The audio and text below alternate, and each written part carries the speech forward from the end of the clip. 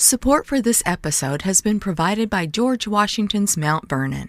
Offering 160 wide-open, wanderable acres, Mount Vernon invites you to connect with over 200 years of history. Far more than a mansion, the first president's estate is home to 4 picturesque gardens and shaded woodland trails, even a cruise of the Potomac River. Visit mountvernon.org to learn more. To save 20% on tickets, use promo code OPEN. En Bogotá y otras ciudades diana del país se dieron cita manifestantes a favor y en contra del aborto. Hubo quienes defendieron el derecho a la vida. Otros insistieron en que hace poco finalizaron en Bogotá estas marchas y otros están, por supuesto, en contra del aborto. Mientras algunos defendieron la interrupción del embarazo cuando se cumple una de las 4 condiciones establecidas por la Corte Constitucional, otros pidieron privilegiar el derecho a la vida. Se concluyó entonces que no resultaba viable jurídicamente volver a analizar constitucionalmente la norma acusada.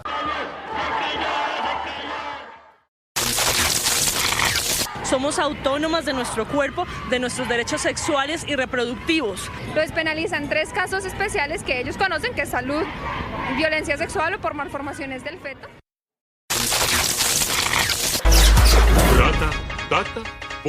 Pum. Un atrevido grito para la autoproclamada nueva voz de la libre elección. Pero ha ido demasiado lejos el concepto de que las mujeres puedan elegir.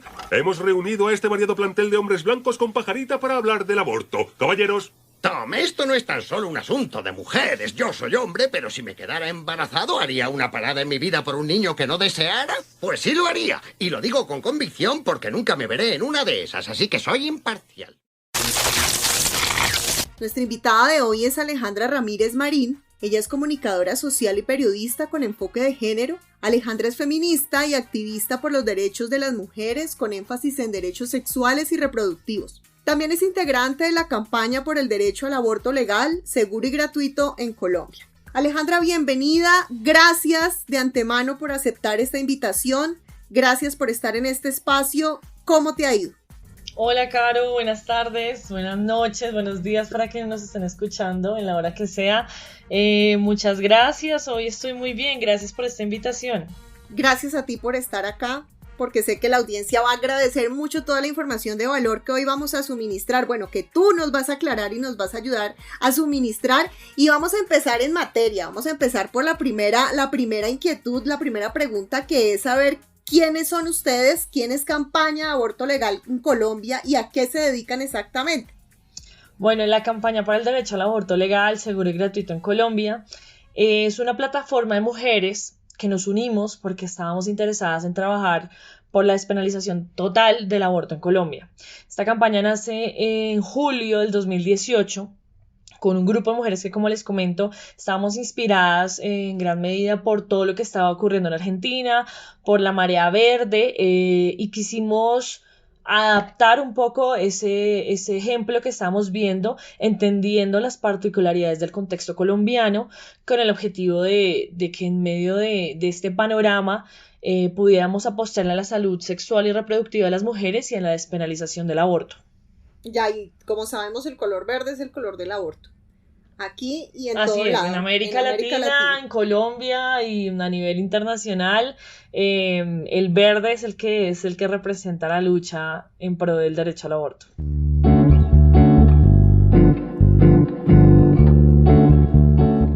Todos los temas en torno al aborto legal, situándonos en nuestro país, en Colombia y en Latinoamérica, es un tema que genera mucho debate, que genera muchas polémicas, porque pues esto divide a las personas entre quienes son pro vida y quienes son pro aborto, y pues ahora hay como que una tercera parte que es quienes somos o son pro decisión. Entonces definitivamente acá hay como que una serie de divisiones y una serie de polémicas que se presentan en torno del aborto, y la idea es que hoy podamos empezar como a suministrar cierta información que nos despeje primero de cuál es la situación del aborto legal en nuestro país, qué está pasando alrededor de este tema que puede ser como tan polémico. Y uno de los tópicos que me gustaría que tú me contaras, ustedes cómo ven el tema del aborto respecto a que sea o no un negocio, porque se habla de que en países donde se practica es viable considerar que el aborto puede ser un negocio. ¿A qué voy yo? Esto repitiendo lo que se puede leer en redes sociales, no tengo ningún sustento para nada, Alejandra, y acá la idea es que tú nos puedas compartir también las opiniones que ustedes han construido, y es que cuando se realiza un aborto, ya sea del embrión, del feto, quedan unas células madres y estas células madres se utilizan en la comercialización de ciertos productos. ¿Eso es verdad? ¿Puede ser el aborto un negocio, Alejandra? Bueno, ese es como uno de los nuevos métodos, de las nuevas estrategias que han lanzado los antiderechos, que nosotros les denominamos los antiderechos, también conocidos por ellos mismos, o se han autodenominado provida, pero no lo son, para legitimar la lucha por el derecho al aborto de las mujeres y las personas con capacidad de gestar. ¿Qué sucede?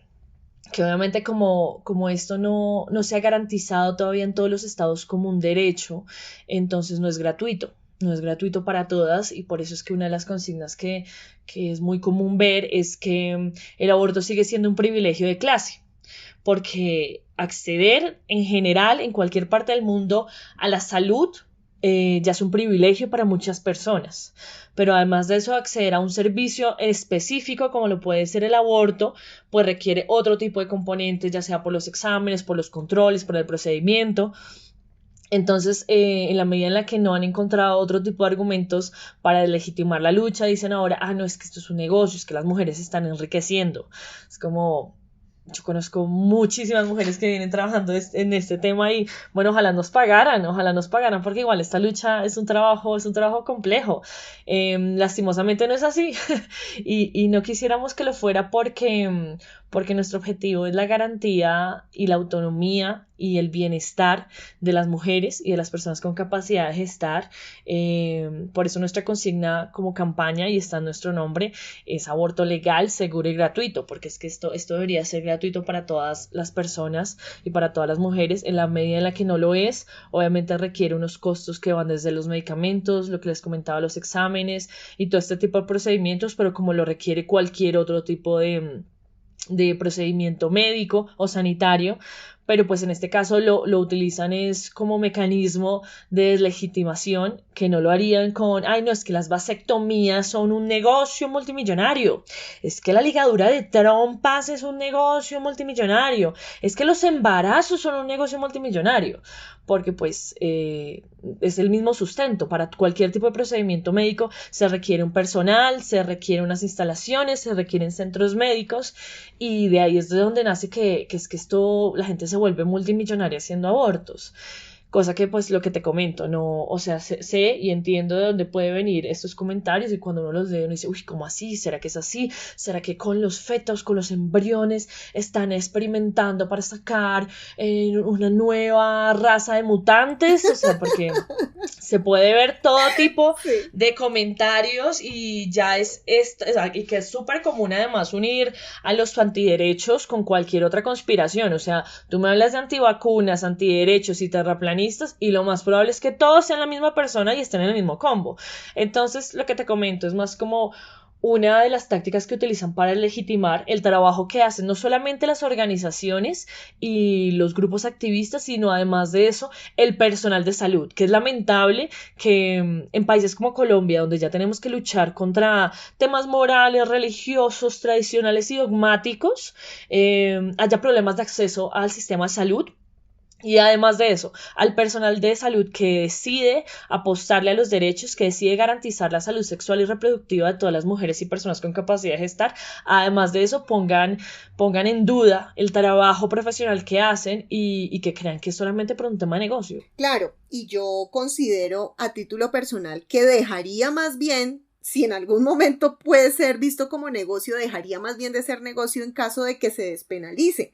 Porque ¿qué es lo que pasa en este momento? Si una mujer, por cualquiera de las 3 causales que están pues legalmente establecidas en el país y en la Constitución, se desplaza a su EPS a solicitar este servicio, le hacen dar vueltas más o menos 11, 12, 13 semanas. Y definitivamente, ¿qué hacen las mujeres? Que es lo que ya he como leído sobre el tema, y es que tienen que terminar desplazándose a lugares privados donde sí tienen que pagar entre 800.000 pesos, 1.000.000 de pesos, y ahí sí se vuelve un negocio. Eso sí ya es un negocio. Claro, pues es que eso es lo que sucede lastimosamente, por eso es que la apuesta es por la despenalización total del aborto, porque en la medida en la que se garantice este derecho, como ha dicho la ONU y la OMS, y en el caso de Colombia con las 3 causales, la Corte Constitucional, en esa medida todo tipo de mujeres van a poder acceder a un aborto en todas las condiciones, que sea gratuito como debería ser, porque pues ellas son sujetas de derecho, somos sujetas de derecho y como individuos no debería otra persona, una entidad, una institución tener agencia sobre nuestro cuerpo, sobre las decisiones que tomamos, ni sobre nuestro proyecto de vida. Entonces, en la medida en la que eso sucede, pues es lo que tú mencionas, muchas mujeres dicen, a muchas, dependiendo la EPS, lastimosamente es así, les dicen, quiero realizarme un procedimiento de aborto. Muchas simplemente tienen que agendar las citas, realizar el protocolo normal que les exige las EPS y se realiza el proceso.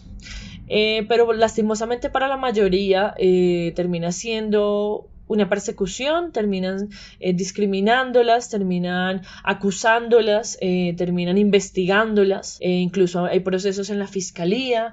Entonces, en la medida en la que eso pasa también por el miedo y el desconocimiento de la norma, de en este momento cuáles son los argumentos a favor del aborto, es que muchas dicen, no, yo prefiero realizarme un aborto en un centro médico, o sí, que sea privado, donde el valor, pues, dependiendo obviamente de las semanas que tengan, puede estar desde 300.000 pesos hasta lo que tú mencionas, 1.000.000 de pesos, pero pues no todas tienen el dinero para acceder a ese procedimiento con ese valor.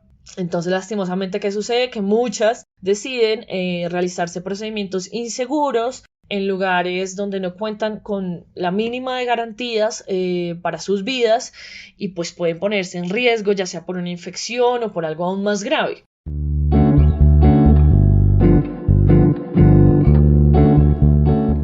Alejandra, ¿qué se lograría con la despenalización del aborto en Colombia? ¿Por qué es necesario? Pues esto mismo que estamos mencionando en gran parte es como por esta lucha la damos es por todas las mujeres, ¿no? Esta lucha también, acá no queremos hacer una distinción de clases, de raza, de edad, de género, inclusive porque nuestra lucha es por todas las mujeres y por todas las personas con capacidad de gestar. Nuestro objetivo es que ninguna mujer vuelva a ser criminalizada. Aquí les boto un dato, y es que desde el 2006, que es cuando se establece la sentencia C-355, con la que se permite abortar en 3 causales, aún con la sentencia, hasta la actualidad hay más de 5.000 mujeres criminalizadas por abortar. 5.000 mujeres criminalizadas por abortar.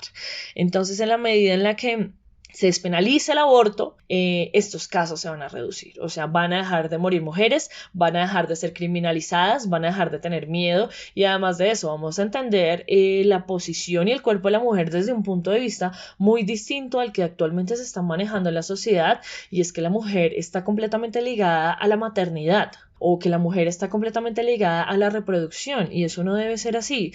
Nuestra apuesta es por defender la vida de las mujeres, por defender la vida de las niñas que lastimosamente tienden a ser revictimizadas en un proceso de abuso sexual, de que son abusadas, y además de eso les dicen que tienen que ser madres a las niñas. O sea, una violencia absurda. Sí, por supuesto. De verdad que creo que hay una situación que no es solamente despenalizarlo de manera legal, sino despenalizarlo de manera moral, ¿no? Y social, porque vivimos en una sociedad donde es tan sencillo y tan fácil señalar al otro, señalar a la otra por la decisión que tomen con sus cuerpos, y es tan sencillo señalar y voltearse y dejarlos con el problema, ¿no? Porque pues ese finalmente se vuelve, esa es mi solución moral, lo que dice cualquier. Claro.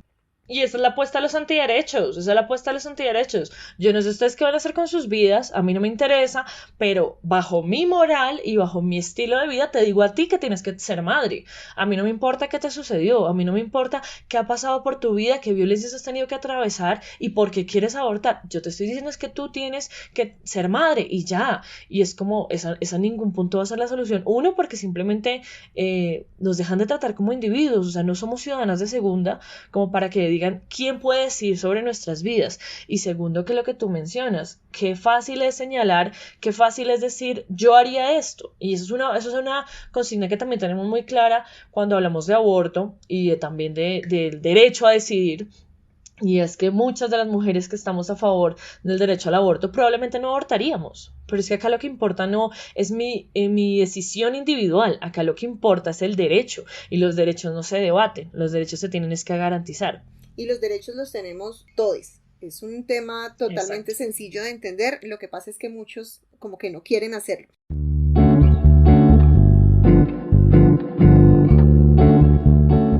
En este momento en Colombia, ¿cuándo es legal practicarse un aborto? Bueno, desde el 2006 contamos con la sentencia 355 de la Corte Constitucional en la que se permite el aborto en 3 causales. La primera es cuando el embarazo es resultado de violencia sexual o abuso. La segunda es cuando existe inviabilidad fetal en la vida extrauterina, y la tercera es cuando el embarazo puede representar un riesgo para la vida o para la salud de la mujer o la persona que está embarazada. Esas son las causales y bajo ese marco jurídico es que se puede acceder a un aborto, que por eso es que nosotros le hacemos esa apuesta a la despenalización total, porque a pesar de que somos uno de los países que cuenta con causales, que cuenta con un marco jurídico que es de avanzada a comparación de otros países, especialmente de Centroamérica, vemos que esas causales se han quedado cortas, que siguen las mujeres viendo esas barreras y esos obstáculos para acceder al aborto, incluso cuando cuentan con una o dos de las causales. Entonces se quedan cortas en la realidad porque en el papel, pues, esto tú lo lees y tú dices, oiga, pues yo creo que la mayoría de las mujeres que deseen abortar estarían dentro de alguna de las causales. En la realidad depende del médico, depende del juez, depende de quién te mire, casi que hasta de la enfermera o la recepcionista que te atienda. Entonces es muy complejo manejarlo así. No, y pudimos evidenciar, yo no sé si tú estás al tanto de esto, creería yo que sí, ligada tú a todos estos temas, de que secreto profesional al interior de los médicos y el personal médico no existe, por lo menos en una parte que respecta a quienes prestan el servicio de aborto en una entidad prestadora de servicios de salud. En lo absoluto. O sea, nosotras desde la campaña cumplimos también con hacer asesoría y acompañar procesos de aborto para mujeres y lastimosamente desde que empezamos en el 2018 y hoy en día todavía recibimos casos de mujeres que dicen, mira, es que yo fui a mi EPS a decir que quería abortar, me dijeron, ok, no hay ningún problema, te vamos a agendar una cita, y ¿qué hicieron? Desde la EPS llamaron al acudiente, que en muchos casos es la pareja, es algún familiar, padre, madre, a decir, oiga, es que su hija o su novia o la persona que sea quiere abortar, ¿qué hacemos? O sea, ya por ese lado, ni siquiera solamente ante el personal médico, que también ha pasado que esa información hemos observado que a muchas mujeres que también quieren abortar de la nada, sin saber cómo, sus números y sus datos personales los tienen estos grupos antiderechos, las contactan, las llaman y les dicen, hola, ¿cómo estás? No abortes, eso es pecado, Dios te va a castigar, o sea, que no tenían ningún contacto previo. Entonces, claro, cuando tú te pones a revisar eso, por eso es que la Corte en varias ocasiones y el Ministerio de Salud en varias ocasiones ha dicho, si se siguen poniendo trabas, si las EPS por el contrario, en vez de garantizar este derecho y en vez de garantizar el servicio, lo que hacen es poner trabas y además de eso, facilitar los datos de las pacientes y ya también además de eso, en un tema a nivel de delitos y jurídico muy complejo, pues vamos a tener que tomar otro tipo de acciones y como que han hecho muchos llamados, han penalizado algunos centros médicos y EPS, pero las cosas dentro de todo siguen igual. Entonces por eso el tema de las causales no es tan sencillo como parece.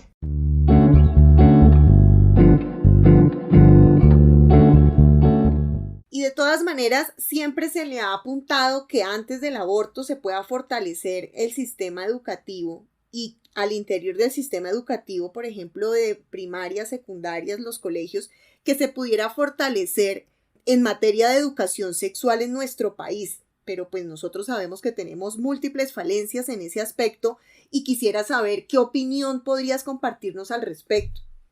Bueno, pues eso es algo de lo que también hacemos mucho énfasis en la campaña, porque también es una crítica muy constante y completamente infundada de, ay, es que ustedes solo promueven el aborto. Nosotras no promovemos el aborto, nosotros promovemos el derecho a las personas que quieran y que necesiten acceder a un aborto. Pero sabemos que detrás de eso tiene que haber una educación sexual integral, sabemos que tiene que haber un conocimiento en todas las etapas de la vida y adaptada a cada etapa de la vida para los niños, las niñas, los adolescentes y en general pues todo tipo de personas. Entonces por eso los talleres que nosotros realizamos cuando hablamos de derechos sexuales y reproductivos están muy de la mano con esta información, con un diálogo, con un aprendizaje constante en el que las mujeres entiendan que, claro, el proceso que se está realizando actualmente en las instituciones educativas y en los colegios no va de la mano con lo que tú vives en la realidad. O sea, la mayoría de talleres que nosotros realizamos preguntamos, bueno, ustedes en el colegio tuvieron educación sexual, ¿cómo les hablaron de este tema? Muchas nunca lo vieron, fue que se enteraron por amigos, por amigas, por la familia, por lo que ven en internet. Las pocas que los tuvieron eran cosas del estilo de, bueno, no, si yo tuve un taller en el que nos decían que prácticamente no podemos tener sexo porque eso está mal y que la única manera de evitar cualquier tipo de infección de transmisión sexual era siendo célibes y ya. Y es como, o sea, esa es la educación que tenemos, ese es el panorama. Entonces, cuando nosotros hablamos de educación sexual integral, también es una apuesta por la prevención, por el conocimiento, por desmitificar el tema de la sexualidad y la reproducción, cosas como que a veces en los talleres decíamos, ¿cómo es posible que nosotros nos hablen antes de cómo se coloca un condón, antes de hablarnos de consentimiento, antes de hablarnos de placer, de masturbación, de menstruación? ¿Cómo un niño o una niña va a entender qué le está sucediendo si nunca le han hecho nunca le han dado una charla o nunca le han enseñado cómo prevenir un abuso? ¿Quién te debe tocar? ¿Quién no? ¿Cuándo está bien? ¿De qué manera? Entonces, ese tipo de cosas tan sencillas que simplemente evitarían un montón de delitos y un montón de historias trágicas en este país. Pero acá cuando hablamos de, no, es que vamos a hacer una charla en un colegio, ya dicen, no, es que los están incitando a tener relaciones sexuales. Y lo dicen en colegios donde ya la mayoría ha iniciado su vida sexual o donde ya hay embarazos adolescentes. Entonces, obviamente el objetivo de la campaña es que esto sea algo integral. Esto tiene que ser como con todos los focos. Esto no puede ser una estrategia que apunte solamente al aborto, tiene que ser una estrategia 360 en la que vamos a hablar de anticonceptivos. Claro, qué importante es esto: planificación, infecciones de transmisión sexual, prevención de abuso, violencias, todo este tipo de elementos hacen parte de una estrategia que va a hacer que esta sociedad, a fin de cuentas, termine siendo más equitativa, más democrática, justa y digna para las mujeres, que son en gran medida las que más sufren frente a estos temas, pero también para los hombres, porque esto es un asunto en el que también la responsabilidad se tiene que llevar por pares. Sí, por supuesto, y yo en lo personal considero que este país sería muy diferente y otros países de Latinoamérica donde el aborto no está despenalizado aún, sería muy diferente si la maternidad fuera una elección, si fuera realmente una decisión. Si fuera deseada. Claro, por supuesto.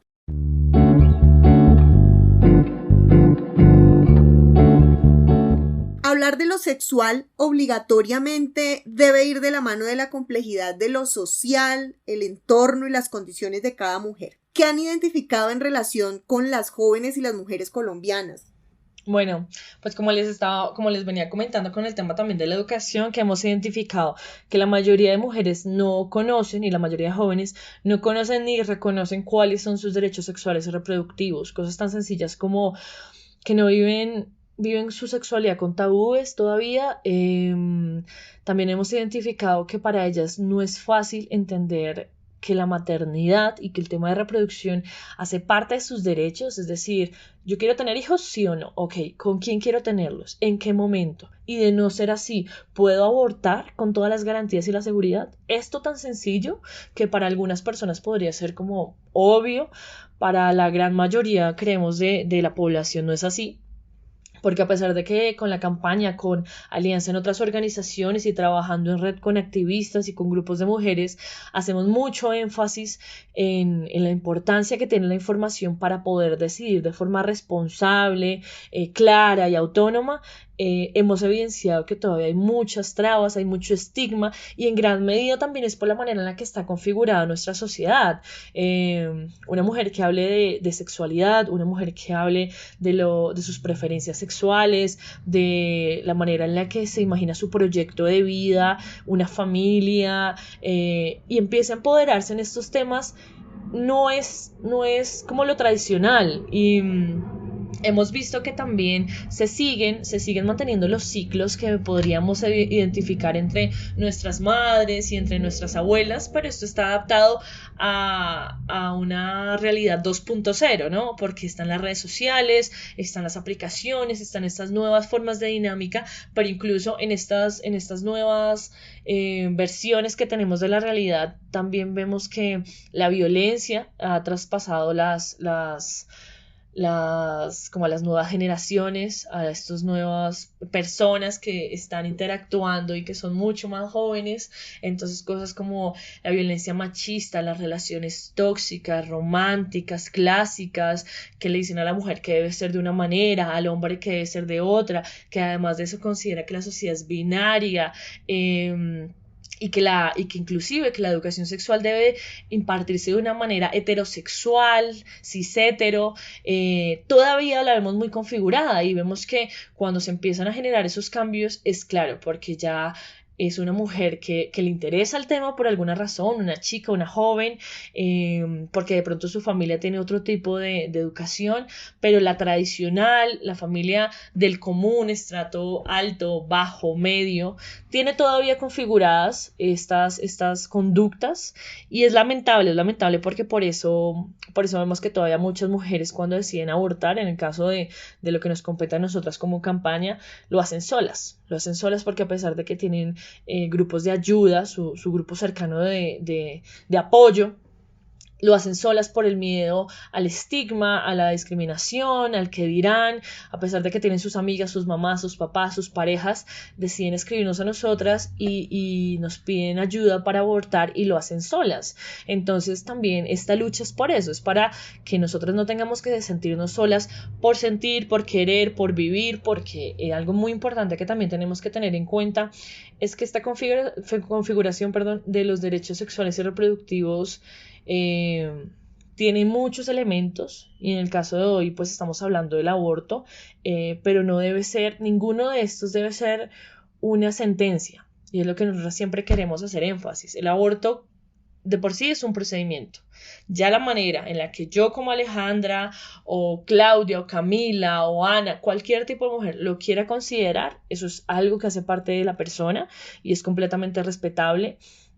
No creemos que el aborto deba ser visto como es que es malo o es bueno.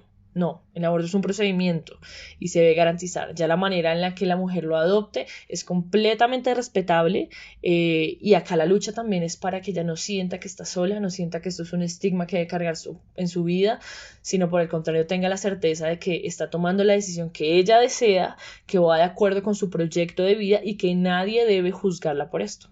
Sí, claro. Y de todas maneras, haciendo como un recuento histórico, si nosotros nos trasladamos a la época, por ejemplo, en la Edad Media, el Medioevo, el aborto era una práctica que se llevaba a cabo. El aborto empezó a penalizarse a partir de que la Iglesia Católica empezó a ejercer un dominio absoluto sobre lo político, lo económico, lo social y, por supuesto, sobre el cuerpo de la mujer. Y pues con la llegada del capitalismo, pues se penaliza mucho más, y pues obviamente más en esta parte del mundo, porque se necesita mano de obra barata. Necesitan mujeres pariendo.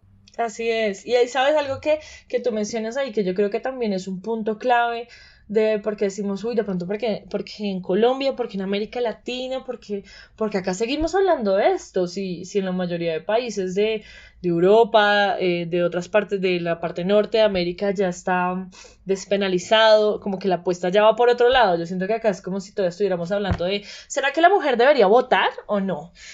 Pero en gran medida se debe a esto que tú mencionas, y es el poder que tiene todavía la Iglesia y estas instituciones todavía tradicionales, no solamente sobre el cuerpo de la mujer, porque es así, sino sobre los imaginarios de la sociedad, de qué es bueno, qué es malo, quién tiene el poder sobre mi cuerpo. Claramente yo no, según esta perspectiva. ¿Quién puede decidir? Yo no debo hacerlo. Es como si naturalmente todo fuera surgiendo y yo no tengo autonomía, no tengo autodeterminación sobre los procesos que suceden en mi cuerpo y en qué momento eso debe ser así. Nosotros, además de eso, en sociedad, y claro, ya se establece como si fuéramos un estado laico, pero a la hora de pensarnos y de plantearnos estos temas y de visibilizarlos, vemos que todavía hay muchas trabas, que son en muchas ocasiones las mismas mujeres, los mismos hombres, los que cuestionan estas prácticas, pero que claro, todo viene en gran medida de simplemente un aprendizaje no cuestionado, ¿no? Lamentablemente sucede así porque cuando nosotros le decimos a una persona o a una mujer, ¿tú abortarías? No. Ok, ¿estás de acuerdo con el aborto? Nos puede decir no. Pero tú estás, digamos, si tu hermana, si tu mamá, si tu amiga aborta, ¿estás de acuerdo con que vaya a la cárcel? Ay, no, claro que no.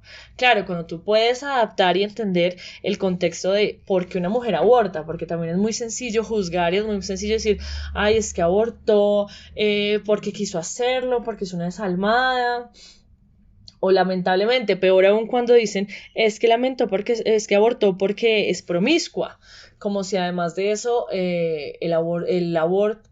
y además de eso, como si la maternidad tuviera que ser el castigo. Tú eres promiscuo, vives las relaciones sexuales de la manera en la que te plazca, bueno, pues eso no nos gusta. A nosotros no nos gustan las mujeres que viven las relaciones sexuales como un hombre promedio, entonces debido a eso te vamos a castigar, y nuestro castigo es la maternidad. Pues no. La maternidad no debe ser un castigo. La maternidad debe ser algo cuidado, valorado, querido y deseado. En la medida en la que esto sea así, la sociedad y la configuración de la familia que nosotros empecemos a tener va a ser muy distinta, no va a ser tan violenta ni tan patriarcal. Y de todas maneras, ahí ese tinte moralista creo que es el que no nos ha permitido avanzar. Y tú tocabas un punto que a mí me parece bastante importante, y es que ¿quién es el que se considera pues con la moral de ir a señalar a un hombre o a una mujer por cómo ejercen su libertad sexual? Y hablo puntualmente de la mujer, porque el hombre tiene total libertad de desarrollar su vida sexual a su antojo, como lo considere. Y yo digo, bueno, no está mal, pero tampoco está mal que una mujer pueda hacerlo y desarrollarlo desde su decisión de que su cuerpo es suyo. Es libre, y no porque sea promiscua, como se le puede denominar, pues entonces, como lo dices tú, el castigo es la maternidad, y la maternidad obligada. Y actualmente existen también colectivos feministas pro aborto de mujeres católicas. Entonces vemos cómo también el feminismo y la necesidad de despenalizar el aborto en este grupo de mujeres que uno creería, o sea, de verdad, las mujeres católicas. Yo soy católica y te lo cuento acá y se los cuento ya a todas, a todos aquí que me escuchan. Yo soy católica, acá entre nos. Sí. Yo soy católica, pero mira, definitivamente pienso que hay algo sumamente importante y es prioridad, y es la defensa de la vida. Y la defensa de la vida de la mujer en estos casos es sumamente importante que pongamos eso sobre la mesa, porque si vemos la cantidad de mujeres que no solamente en Colombia sino en Latinoamérica están perdiendo sus vidas por realizarse procedimientos clandestinos, o sea, definitivamente es una cifra que a nosotros nos debería estremecer y nos debería sacudir para tomar una decisión pronto. Así es, y sobre todo que cuando todo lo que tú mencionas, que también me parece, yo creo que es de las organizaciones más bonitas y como esperanzadoras que yo he visto, que es Católicas por el Derecho a Decidir, porque efectivamente son mujeres que... Te iba a hablar puntualmente de ellas. Sí, porque son mujeres que ellas ya, entendiendo su posición también y el lugar que habitan y las tradiciones y sus creencias, que son completamente respetables, deciden conformar este grupo que está en varios países de América Latina, también en Colombia, y que su apuesta es esa, su apuesta es como yo creo, y en ninguna parte de las creencias, ni de la religión, ni de la configuración, inclusive hasta de la Biblia, si se quiere ver así, se ha establecido que la mujer es una ciudadana de segunda, se ha establecido que la mujer no puede tener autonomía, se ha establecido que se debe castigar a la mujer que quiere vivir una vida digna, placentera, responsable, autónoma, y que incluso una de las cosas que ellas dicen es a la Virgen María le preguntaron cuándo quería ser madre y ella decidió. Y miren la consecuencia de tener una maternidad deseada, ¿no? Qué distinto se puede vivir. Entonces, ese argumento que es como te refuta todo lo que tú no quieras ver cuando ves estos argumentos de los antiderechos, porque es así, y es entender eso, es entender que más allá de las formas individuales que podemos tener cada una de las mujeres, de si yo soy de determinada población, si yo tengo estas creencias, si yo fui criada así, si yo me veo de una manera, si yo me veo de otra, está bien, está perfecto, y la manera en la que yo decida llevar mi vida mientras no afecte a los demás está bien, pero yo tengo que respetar eso, la decisión que toma la decisión que toma otra persona para vivir su sexualidad y su vida. No puedo pretender tener agencia sobre su cuerpo, sobre sus decisiones, y frente a lo que tú mencionabas ahorita de cómo vive la sexualidad las mujeres, no solamente las mujeres, ¿sabes? Porque yo ahí pienso que, claro, la sociedad actual y la religión y el sistema en el que vivimos cuestiona a la mujer que decide vivir una sexualidad libre, pero también al hombre que traiciona el pacto heterosexual preciado que les ha ofrecido esta sociedad, y cuando deciden llevar relaciones homosexuales es igual. Entonces, cuando tú estás en la norma y eres como el privilegiado de esta sociedad, que es el hombre cis hetero, está bien. Tú puedes hacer lo que quieras, tú puedes actuar de la manera en la que seas, ser violento, no serlo, llevar tu vida sexual como lo quieras, manejar tu cuerpo, tus relaciones, inclusive, o sea, cosas que hablan de la maternidad, pero nunca se habla de la paternidad. ¿Por qué? Porque casi que es inexistente en estas situaciones. Entonces, ahí no se cuestiona, pero cuando una mujer decide llevar su vida sexual de una manera acorde a su proyecto de vida, a la manera en la que desee desarrollarse, se le cuestiona, se le trata de promiscua, se le trata de indeseada y de un montón de insultos súper machistas.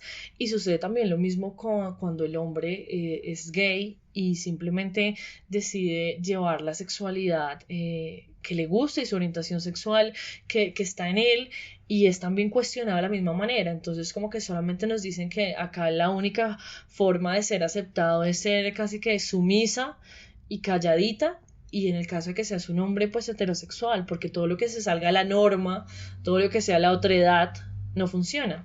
Sí, claro, así como dentro de esos mismos cuestionamientos a los que nos sometemos las mujeres es, si tú aceptaste la maternidad, tuviste a tu hijo, tu pareja te abandonó, tú no supiste escoger. No es que él no haya ejercido su paternidad responsablemente, sino que culpa tuya que no escogiste bien. La culpa siempre recae en nosotras, sea porque, ¿cómo así que tiene 10 hijos? ¿A usted qué le pasa? ¿Se enloqueció? ¿Cómo así que entonces solamente va a tener uno? ¿Y la pareja?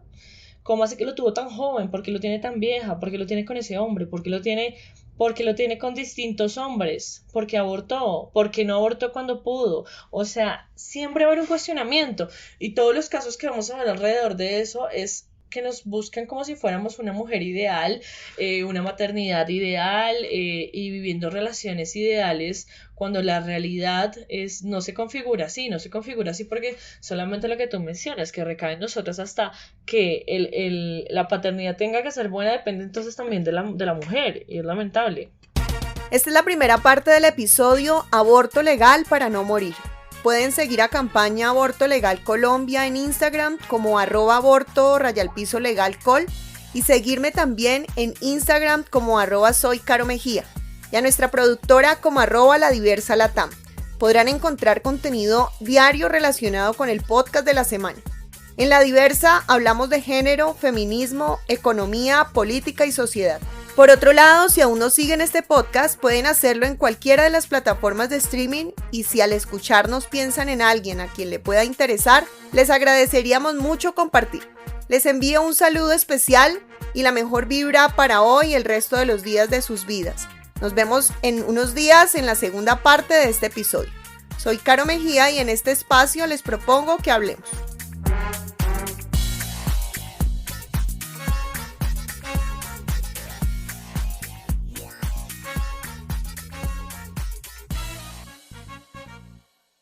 En Target, tu dinero vale más. Por solo $1.29, dile adiós al polvo con un paquete de 2 rollos de toallas de papel Smartly, una casa limpia y una buena oferta. Con las Target ofertas, siempre encuentras precios bajos. Los precios pueden variar. Los negocios de la costa este de Maryland están encantados de recibirle nuevamente. Muestre su apoyo llegando temprano y quedándose hasta tarde. Obtenga información sobre el tráfico en el Bay Bridge en @TheMDTA en Twitter o en baybridge.com. Para enterarse del tráfico en tiempo real, llame al 1877-BAY-SPAN, o sea, 1877-229-7726.